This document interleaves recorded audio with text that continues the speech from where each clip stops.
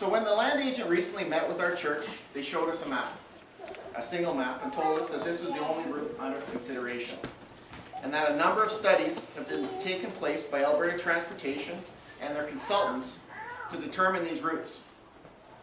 I see now that there's 3 routes, and that's great. But these routes continue not to take into consideration the heart of this community they're running through. Why were affected community stakeholders not consulted at the same time as these studies were being done? And why is there such secrecy on this project? And this is devoted to Alberta Transportation. Perfect. I appreciate that question, and I would like to dispel the secrecy comment. Certainly, the reason why we're here, I guess, I will have to speak a little bit on the history of this project. It's unfortunate that we weren't able to do that presentation first. But Highway 19 is this roadway that you see at the south border here. In about 2000, there was a functional planning study completed for the twinning of Highway 19. It looked at the long-term expansion of Edmonton Airport. It was decades away. The recommendation of that study was to twin on the existing alignment. Actually, I was going to quickly accelerate to that position in the presentation. But in about 2008, Edmonton Airports was, I believe, re-looking at their master plan. Came to a conclusion in about a year or 2 later after that on the length and the position of the required third runway. Based on that information, we've asked the consultant to look at some potential alignments through the area. So what year was that, approximately? Well, there was some discussions between Edmonton Airports and Alberta Transportation in between. We see Edmonton Airports as a developer, private entity, as we had pointed out previously.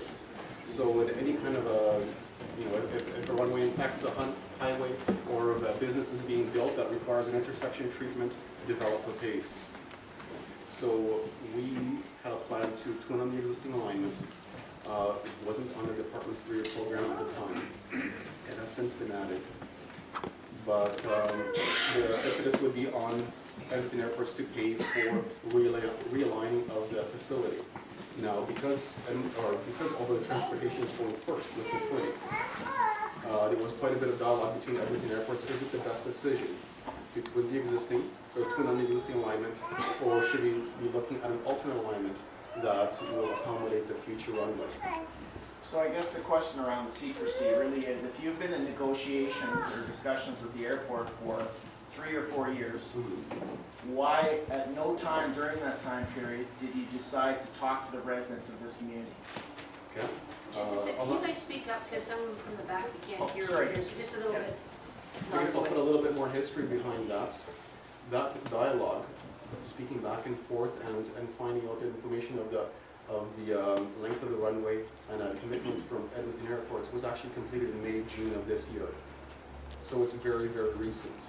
Following that, we instructed our consultant, who was already involved in the design of the original twinning, to look at some alignments that would accommodate the third runway.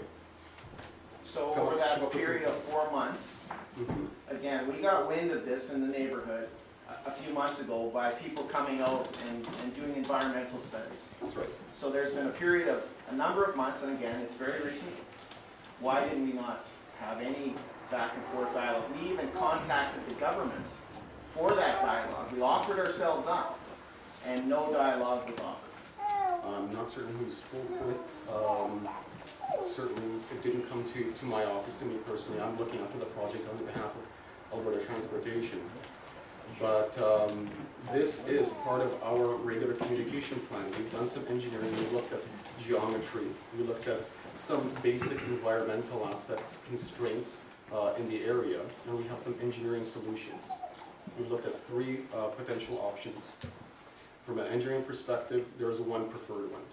But we're coming to the community today to solicit input. And we have a lot of forms, or we have some forms in the back. Please fill those out, because we want to hear from you. I'm sure people have questions around the cost of those studies. In fact, can we just leave the questions to the end?